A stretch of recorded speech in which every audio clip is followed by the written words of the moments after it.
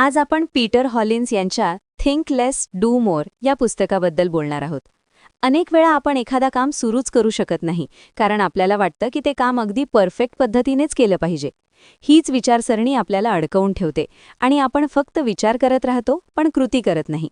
यालाच इनर्शिया म्हणजे जडत्व किंवा थप्पपणा म्हणतात. यावरचा सर्वात सोपा उपाय म्हणजे आपले स्टँडर्ड्स थोडेसे कमी करणे. समजा तुम्हाला एखादी नवीन स्किल शिकायची आहे, जसं की पेंटिंग किंवा गिटार वाजवणं. जर तुम्ही असा विचार केला की पहिल्याच प्रयत्नात तुम्हाला प्रोफेशनल कलाकारासारखं व्हायचं आहे, तर कदाचित तुम्ही कधीच सुरुवात करणार नाही. तुम्हाला वाटेल की मी इतका चांगला नाही आणि परफेक्ट होईपर्यंत काही करण्याचा काहीच उपयोग नाही, असं समजून तुम्ही स्वतःलाच थांबवाल. पण जर तुम्ही तुमचे स्टँडर्ड्स थोडे कमी केले आणि फक्त एक छोटंसं डूडल काढलं किंवा गिटारवर एक साधी धून वाजवण्याचा प्रयत्न केला, तर तुम्ही सुरुवात करू शकाल. एकदा सुरुवात झाली की पुढे जाणं सोपं होतं. असंही होतं की जेव्हा आपण एखाद्या मोठ्या टास्कबद्दल विचार करतो, तेव्हा तो इतका अवघड वाटतो की आपण त्यावर कामच करू शकत नाही. उदाहरणार्थ, तुम्हाला 10 पानांचा रिपोर्ट लिहायचा आहे आणि तुम्ही असा विचार करता की तो अगदी परफेक्टच असला पाहिजे. हा विचार करताच तो खूप कठीण वाटू लागतो आणि तुम्ही टाळाटाळ म्हणजेच प्रोक्रॅस्टिनेशन करू लागता. पण जर तुम्ही फक्त पहिला परिच्छेद लिहायचा आहे, तो कसाही असो, असा विचार केला, तर तुम्ही काम सुरू करू शकता. आपलं मन शेवटच्या रेषेकडे जास्त लक्ष देतं, पण ती खूप दूर वाटली की ते घाबरतं. हे टाळण्यासाठी पहिला पाऊल खूप सोपं करा. जर तुम्हाला एक्सरसाइज सुरू करायची असेल, तर दररोज 1 तास वर्कआउट करायचा असा विचार करू नका. फक्त 5 मिनिटं स्ट्रेचिंग करायचं इतकंच ठरवा. एकदा स्ट्रेचिंग झालं की कदाचित तुम्हालाच वाटेल की अजून थोडं करूया. अनेक वेळा परफेक्शनिझम हा प्रगतीचा सगळ्यात मोठा शत्रू ठरतो. आपण प्रत्येक गोष्टीत परफेक्ट असायलाच हवं असं मानतो. पण सत्य हे आहे की परफेक्शन एका क्षणात येत नाही. ते हळूहळू, वारंवार प्रयत्न केल्यावर येतं. पहिला ड्राफ्ट नेहमीच खराब असतो, पहिला प्रयत्न साधारण असतो आणि पहिलं पाऊल नेहमीच थोडं डगमगणारं असतं. पण जर तुम्ही हे स्वीकारलं आणि स्वतःला सुरुवातीला साधारण काम करण्याची परवानगी दिली, तर तुम्ही इनर्शियावर मात करू शकता. जसं एखादं मूल चालायला शिकताना पहिल्याच वेळी धावत नाही. ते पडतं, उठतं, पुन्हा पडतं आणि हळूहळू चालायला शिकतं. जर ते असं ठरवलं असतं की मी पडणार नाही तोपर्यंत चालायचंच नाही, तर ते कधीच चालायला शिकलं नसतं. आपल्यालाही हाच दृष्टिकोन स्वीकारण्याची गरज आहे. अनेकदा आपल्याला वाटतं की स्टँडर्ड्स कमी केले तर काम वाईट होईल, पण ते खरं नाही. कोणतंही काम सुरू करणं हा सगळ्यात कठीण टप्पा असतो. तो टप्पा सोपा केला तर पुढचा प्रवास आपोआप सोपा होतो. एकदा लिहायला सुरुवात केली की आपण नंतर एडिट करू शकतो. एकदा एक्सरसाइज सुरू केली की स्टॅमिना हळूहळू वाढवू शकतो. नवीन बिझनेस सुरू केला की त्यात सुधारणा करता येते. पण जर सुरुवातच परफेक्ट हवी असा विचार केला, तर कदाचित आपण कधीच सुरुवात करणार नाही. म्हणून पुढच्या वेळी एखादं काम करताना जास्त प्रेशर वाटलं, तर आपले स्टँडर्ड्स थोडे कमी करा. टार्गेट छोटं ठेवा. काम छोटे छोटे भाग करा आणि सगळ्यात महत्त्वाचं म्हणजे स्वतःवर परफेक्ट होण्याचं ओझं टाकू नका. तुम्हाला फक्त सुरुवात करायची आहे. ती कितीही छोटी असली तरी चालेल. एकदा गती आली की इनर्शिया आपोआप संपून जाईल. आपण अनेकदा असा विचार करतो की एखादं काम सुरू करण्यासाठी आधी मोटिवेशन लागते, पण सत्य याच्या अगदी उलट आहे. खरं तर मोटिवेशनची सुरुवात कृतीतून होते. म्हणजेच मोटिवेशन नसतानाही जर तुम्ही पहिलं पाऊल उचललं, तर हळूहळू मोटिवेशन आपोआप येऊ लागतं. जेव्हा तुम्ही एखादं काम करायला सुरुवात करता, तेव्हा त्यात गुंता आणि तुमचं मनच तुम्हाला पुढे जाण्यासाठी प्रेरणा देतं. उदाहरणार्थ, तुम्हाला एखादं मोठं पुस्तक वाचायचं आहे, पण वाचायचा मूड नाही. तुम्ही असा विचार करता की मूड आला की वाचेन. पण जर तुम्ही फक्त 2 पानं वाचली, तर तुमचं मन त्या प्रक्रियेत शिरू लागतं आणि तुम्हालाच वाटतं की अजून थोडं वाचूया. हीच गोष्ट एक्सरसाइज, अभ्यास, काम किंवा नवीन स्किल शिकण्यावर लागू होते. एकदा सुरुवात केली की मोटिवेशन आपोआप येतं. मोटिवेशन ही तात्पुरती गोष्ट आहे. एखाद्या मोटिवेशनल व्हिडिओमुळे तुम्ही प्रेरित होऊ शकता, पण ती प्रेरणा जास्त काळ टिकत नाही. त्यामुळे जर तुम्ही फक्त मोटिवेशनवर अवलंबून राहिला, तर काही दिवसांतच पुन्हा आळशी वाटू लागेल. पण जर तुम्ही कृती करण्याची सवय लावली, तर मोटिवेशन नसतानाही तुम्ही तुमची उद्दिष्टे साध्य करू शकता. याचं उत्तम उदाहरण म्हणजे वर्कआउट. बरेच लोक विचार करतात की आधी एक्सरसाइज करण्याचा मूड आला पाहिजे, मगच जिमला जावं. पण जर त्यांनी फक्त 5 मिनिटांच्या स्ट्रेचिंगने सुरुवात केली, तर शरीर आणि मन दोन्ही हळूहळू त्यात गुंततात आणि मग अजून थोडं करावंसं वाटतं. कारण कृती केल्यानंतर तुमचं मन त्या दिशेने ट्यून होतं. कधीकधी एखादं काम सुरू करताना कंटाळा येतो, पण ते सुरू ठेवलं तर ते हळूहळू इंटरेस्टिंग वाटू लागतं. हे एक मानसशास्त्रीय सत्य आहे की जेव्हा आपण एखाद्या कृतीत गुंततो, तेव्हा आपलं मन ती पूर्ण करण्याच्या दिशेने काम करत असतं. याचा आणखी एक फायदा असा होतो की कृती सुरू केल्यावर आपला आत्मसंशय आणि अनिश्चितता कमी होऊ लागते. फक्त विचार करत राहिलं तर काम अधिक कठीण वाटतं. पण जेव्हा आपण ते करायला सुरुवात करतो, तेव्हा लक्षात येतं की ते इतकं अवघड नव्हतं.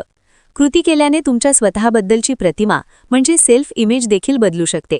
जर तुम्ही स्वतःला आळशी समजत असाल तर तुम्ही तसंच वागाल, पण जर तुम्ही फक्त 5 मिनिटांची कृती केली तर तुम्ही स्वतःबद्दल एक नवी कथा तयार करता. मी असा माणूस आहे जो मोटिवेशन नसतानाही काम करू शकतो, आणि हा विचारच तुम्हाला अजून पुढे जाण्यास तयार करतो. मोटिवेशनसाठी ॲक्शन का आवश्यक आहे? मोटिवेशन का महत्त्वाचे आहे हे समजण्यासाठी आपण त्याकडे सायकलसारखं पाहू शकतो. जेव्हा आपण एखादी कृती करतो म्हणजेच ॲक्शन करतो, तेव्हा त्यातून आपल्याला छोटासा परिणाम मिळतो. हा परिणाम आपला आत्मविश्वास वाढवतो आणि त्यामुळे आपल्याला अजून पुढे जाण्याची प्रेरणा मिळते. हळूहळू हे मोटिवेशन वाढत जातं आणि आपल्या आयुष्यात मोठे बदल घडू लागतात. सोप्या शब्दात सांगायचे झाले तर एखादं काम करायची इच्छा नसली तरीही जर आपण ते सुरू केलं तर काही वेळातच त्यात आपल्याला रस वाटू लागतो. जेव्हा आपण हे वारंवार करू लागतो तेव्हा मोटिवेशनची वाट पाहण्याची गरजच राहत नाही. आपण कृती करतो आणि त्यातूनच मोटिवेशन निर्माण होते. रिस्क म्हणजे धोका नाही, वाढीची संधी आहे. रिस्क हे नाव ऐकताच अनेकांच्या मनात भीती निर्माण होते. आपल्याला वाटते की एखादा मोठा निर्णय घेतला आणि तो चुकला तर आपण अडचणीत सापडू. हीच भीती आपल्याला अनेक नवीन संधींपासून दूर ठेवते. पण प्रत्यक्षात रिस्क म्हणजे केवळ धोका नसून तो वाढीचा म्हणजेच ग्रोथचा एक मार्गही असू शकतो. जेव्हा आपण रिस्ककडे भीतीदायक गोष्ट म्हणून न पाहता शिकण्याची आणि पुढे जाण्याची संधी म्हणून पाहतो, तेव्हा आपले संपूर्ण आयुष्य बदलू शकते.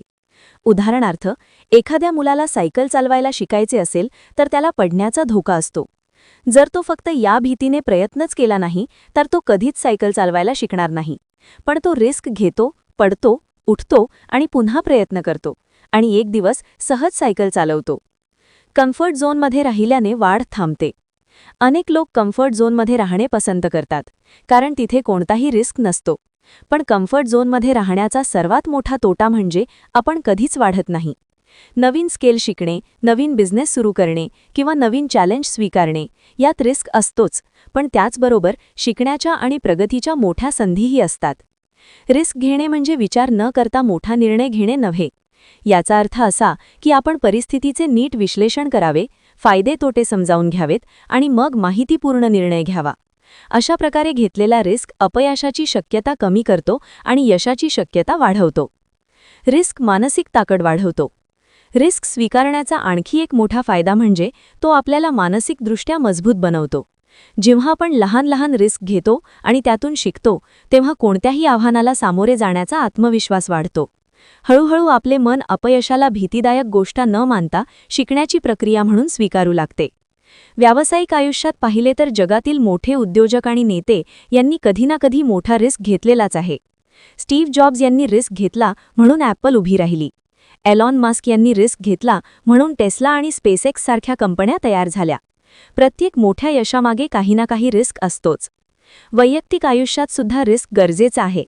वैयक्तिक आयुष्यात सुद्धा जर आपण नेहमी सुरक्षित खेळत राहिलो तर आपली पूर्ण क्षमता कधीच गाठू शकणार नाही. एखादी व्यक्ती नाकारले जाण्याच्या भीतीने आपल्या भावना व्यक्त करत नसेल तर ती कधीच खरी नाती निर्माण करू शकणार नाही. पण जर ती रिस्क घेत असेल तर तिला यश मिळेल किंवा नकारातून काहीतरी शिकायला मिळेल. रिस्क घेतल्याचा अर्थ नेहमीच जिंकणे असा नसतो. कधीकधी आपण अपयशीही ठरतो, पण ही अपयशेच आपल्याला पुढच्या वेळी अधिक चांगले कसे करायचे हे शिकवतात. रिस्कला संधी म्हणून पहा. जर तुम्हाला रिस्कची भीती वाटत असेल तर सर्वप्रथम तुमची विचारसरणी बदला. रिस्ककडे धोका म्हणून न पाहता संधी म्हणून पहा. एखादी नवीन संधी समोर आली की फक्त यात काय चूक होऊ शकते असेच विचारू नका, तर हे यशस्वी झाले तर मला काय फायदा होईल हाही विचार करा. ही सवय तुम्हाला अधिक प्रोॲक्टिव्ह बनवेल. रिस्क स्वीकारल्याने तुमची क्रिएटिव्हिटी आणि प्रॉब्लेम सॉल्व्हिंग स्किल्सही वाढतात. नवीन आव्हाने स्वीकारताना तुम्हाला कम्फर्ट झोनच्या बाहेर पडावे लागते आणि नवीन उपाय शोधावे लागतात. त्यामुळे तुमची विचारशक्ती आणि आत्मविश्वास दोन्ही वाढतात. डोंट डू लिस्ट का आवश्यक आहे? आपण दिवसाची योजना करताना नेहमी टू डू लिस्ट बनवतो, पण अनेकदा दिवस संपतो आणि बरीच कामे अपूर्णच राहतात. याचे एक मोठे कारण म्हणजे आपले लक्ष विचलित करणाऱ्या गोष्टी. म्हणूनच टू डू लिस्ट सोबत डोंट डू लिस्ट बनवणेही तितकेच महत्त्वाचे आहे.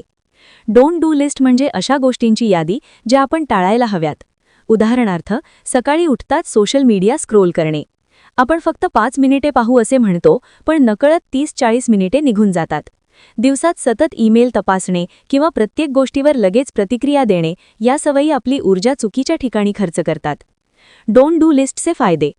ही यादी आपल्याला कोणत्या सवयी आपला वेळ आणि प्रोडक्टिव्हिटी वाया घालवतात हे ओळखायला मदत करते. त्यामुळे आपण त्या टाळू शकतो आणि महत्त्वाच्या कामांवर लक्ष केंद्रित करू शकतो. उदाहरणार्थ, सकाळी 10 वाजेपर्यंत सोशल मीडिया वापरणार नाही असे लिहिले असेल तर ही यादी आपल्याला आठवण करून देईल. हळूहळू ही सवय बनते आणि आपली उत्पादकता वाढते. यश फक्त जास्त मेहनतीने मिळते असे नाही, तर स्मार्ट पद्धतीने काम केल्याने मिळते. डोंट डू लिस्ट तुम्हाला हे समजायला मदत करते की कोणत्या गोष्टी फक्त तुम्हाला व्यस्त ठेवत आहेत पण पुढे नेत नाहीत. डोंट डू लिस्ट वेळोवेळी अपडेट करणे का आवश्यक आहे? डोंट डू लिस्ट अधिक प्रभावी बनवण्यासाठी ती वेळोवेळी अपडेट करणे खूप गरजेचे आहे. सुरुवातीला तुम्हाला असे वाटेल की सोशल मीडिया हाच तुमचा मुख्य डिस्ट्रॅक्शन आहे. पण काही आठवड्यांनंतर तुम्हाला जाणवेल की अनावश्यक मीटिंग्स देखील तुमचा खूप वेळ घेत आहेत. अशावेळी डोंट डू लिस्टमध्ये हेही लिहायला हवे की मी विनाकारण मीटिंग्समध्ये सहभागी होणार नाही. आपल्या अनुभवावरून ही यादी सतत सुधारत राहणे खूप महत्त्वाचे आहे. डोंट डू लिस्ट फक्त लक्ष विचलित होण्यापासून वाचवत नाही, तर ती तुम्हाला मानसिक आणि भावनिक स्वच्छताही देते. अनेकदा आपण अशा गोष्टींसाठी हो म्हणतो ज्या आपल्या उद्दिष्टांशी जुळत नाहीत, फक्त कारण आपल्याला नाही म्हणायची सवय नसते. जर तुमच्या यादीत असे लिहिले असेल की माझ्या उद्दिष्टांशी न जोडणाऱ्या गोष्टींसाठी मी हो म्हणणार नाही, तर ती तुम्हाला अनावश्यक कमिटमेंट्सपासून वाचवते. डीप वर्कसाठी डोंट डू लिस्ट का महत्त्वाची आहे? जर तुम्ही एंटरप्रेन्युअर, लेखक किंवा कोणत्याही क्रिएटिव्ह फील्डमध्ये काम करत असाल तर डोंट डू लिस्ट अजूनच महत्त्वाची ठरते. कारण तुमच्यासाठी सर्वात मौल्यवान असतो डीप वर्क, म्हणजे असा वेळ जेव्हा तुम्ही पूर्ण लक्ष केंद्रित करून तुमचे सर्वोत्तम काम करू शकता. सतत लहान लहान डिस्ट्रॅक्शन्समुळे लक्षभंग होत राहिला तर तुम्ही कधीच तुमच्या पूर्ण क्षमतेपर्यंत पोहोचू शकणार नाही. ही यादी तुम्हाला स्पष्टपणे सांगते की कोणत्या गोष्टी टाळायच्या आहेत, जेणेकरून तुम्ही सर्वात महत्त्वाच्या कामांवर पूर्ण लक्ष देऊ शकता. डोंट डू लिस्ट फक्त प्रोफेशनल आयुष्यातच नाही, तर वैयक्तिक आयुष्यात डोंट डू लिस्टचा उपयोग. उदाहरणार्थ, जर तुम्हाला तुमची आरोग्यविषयक सवय सुधारायची असेल तर डोंट डू लिस्टमध्ये तुम्ही लिहू शकता की रात्री 11 नंतर मी जंक फूड खाणार नाही.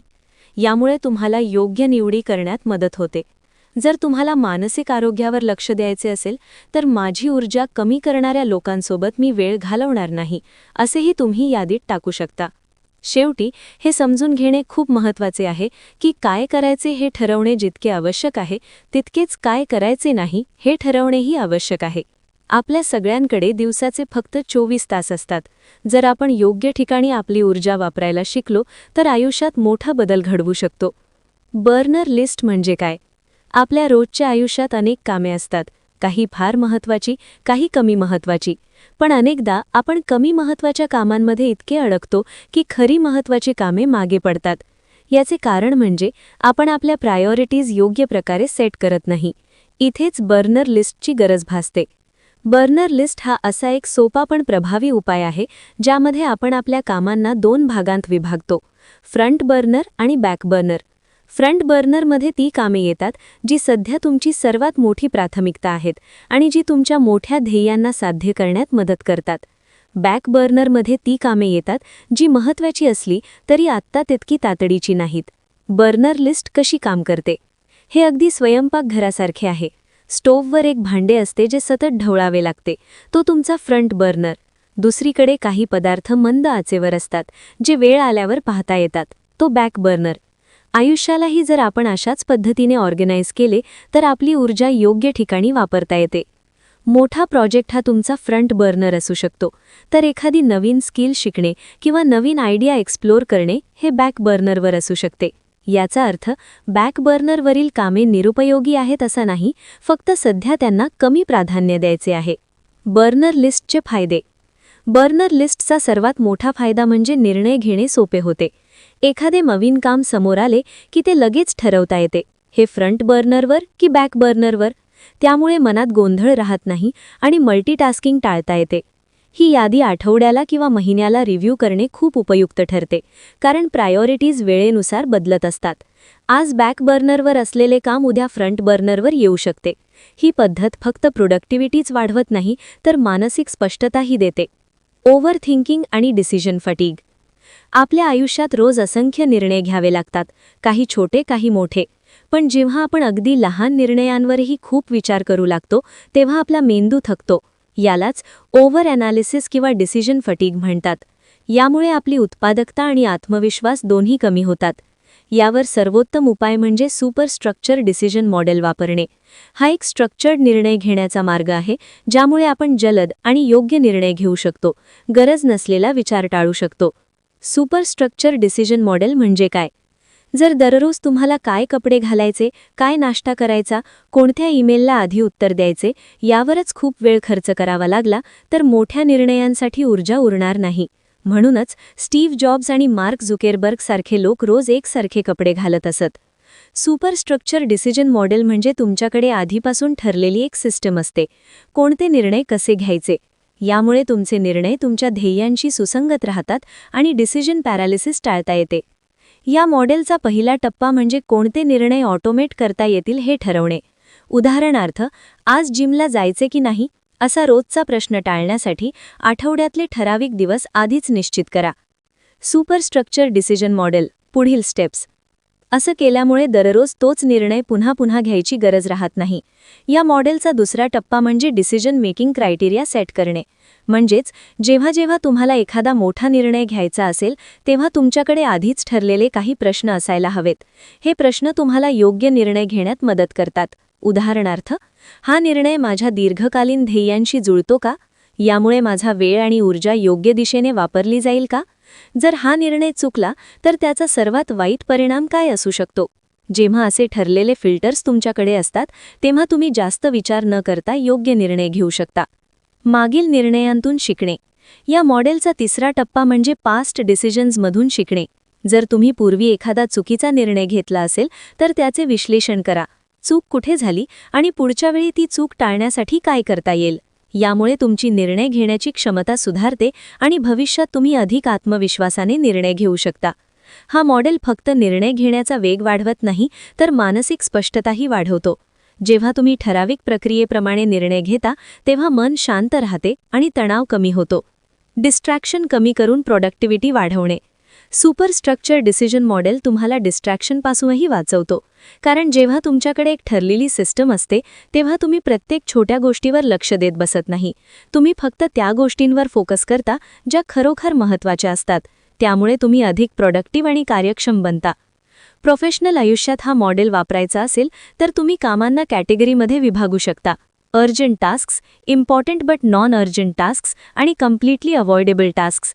यामुळे लगेच समजते की कोणत्या कामाला प्राधान्य द्यायचे आणि कोणते सोडून द्यायचे. पर्सनल लाईफमध्ये डिसिजन सिम्प्लिफिकेशन. वैयक्तिक आयुष्यातही हा मॉडेल खूप उपयोगी ठरतो. उदाहरणार्थ, प्रत्येक वीकेंडला काय करायचं याचा विचार करत बसण्याऐवजी आधीच काही पर्याय ठरवून ठेवा. एक दिवस कुटुंबासाठी, एक दिवस स्वतःसाठी आणि एक दिवस नवीन अनुभवासाठी. त्यामुळे वारंवार निर्णय घ्यायची गरज राहत नाही आणि वेळ अधिक व्यवस्थित वापरला जातो. हा मॉडेल स्वीकारल्याने तुम्ही फक्त जलद निर्णयच घेत नाही, तर तुमचे निर्णय तुमच्या ध्येयांशी जुळतात की नाही हेही समजते. हा एक प्रभावी मार्ग आहे जो तुम्हाला ओव्हर थिंकिंगपासून वाचवून स्मार्ट आणि आत्मविश्वासपूर्ण निर्णय घेणारी व्यक्ती बनवतो. अल्ट्राडियन रिथम्स म्हणजे काय? आपले शरीर एका विशिष्ट नैसर्गिक रिथमप्रमाणे काम करते, ज्याला अल्ट्राडियन रिथम्स म्हणतात. ही अशी एक सायकल आहे जी दिवसभरात आपल्या ऊर्जेची पातळी कधी वाढवते तर कधी कमी करते. कधी तुम्हाला सकाळी खूप एनर्जेटिक आणि फोकस्ड वाटते, पण काही तासांनंतर अचानक थकवा किंवा डिस्ट्रॅक्शन जाणवते. हे याच रिथमचे परिणाम असतात. जर आपण या नैसर्गिक एनर्जी सायकलनुसार आपले काम नियोजित केले तर आपली प्रोडक्टिव्हिटी अनेक पटीने वाढू शकते. एनर्जी सायकल समजून काम करणे.